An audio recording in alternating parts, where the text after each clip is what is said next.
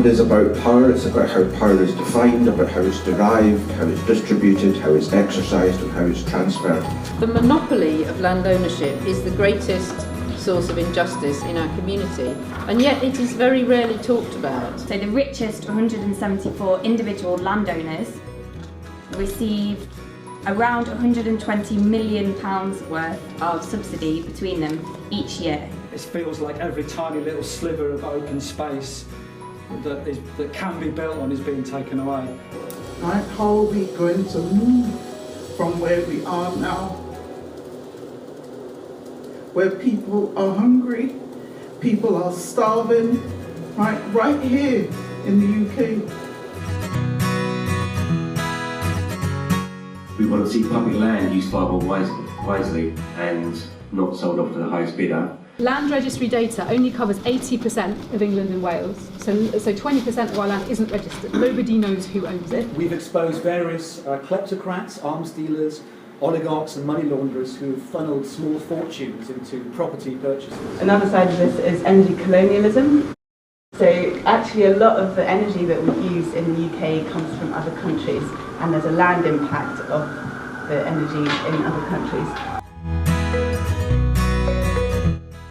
It's great to be here, and it's fantastic to actually see land getting back on the policy agenda in a way that hasn't been for decades. So I think that this citizens' land trust idea can actually soften the blow of, sort of cushion the blow of that possibility of an exit from the market by investors. I guess here this weekend, we're looking at land and how is housing affecting land, how is land affecting food.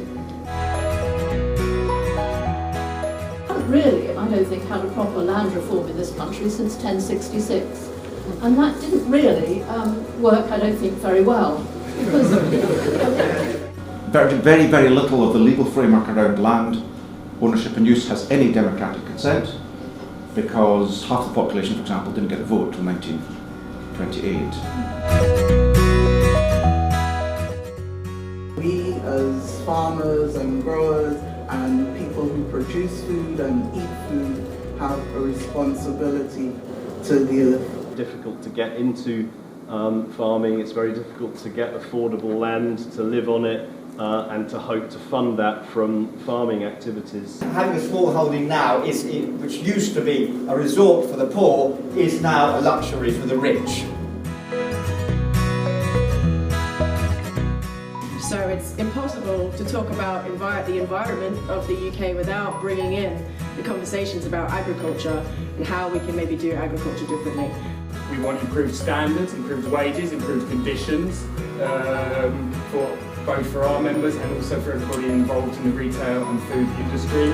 we've been thinking a lot this weekend about food production, about housing, these really important issues. But of course, land also provides for our pleasure.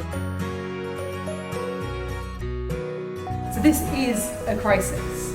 Like, undoubtedly, there is a crisis in the funding of public space in this country. So we are seeing commonly cuts to local authority parks budgets of between 30 and 50%. In some cases up to 90%. So in the end they had to give us 921 homes for nothing, plus 22 million quid. So all I would say is that's the way to do it. Take the money and take the property off them. It's the only language that they understand. The elderly people there were healthier than the younger people on another estate, and it turned out the reason was not because their housing conditions were much better, but because they had control and influence over their circumstances. I think we should be taxing people for the privilege of owning land rather than rewarding them for that privilege. Alright, so this is a call for us to resist, right, to build, to come together, right, to do all the political things, right, but to do also the people things. But we need to get on the front foot. We need to be drafting laws. We need to be writing the strategies. We need to be taking control of the democratic process.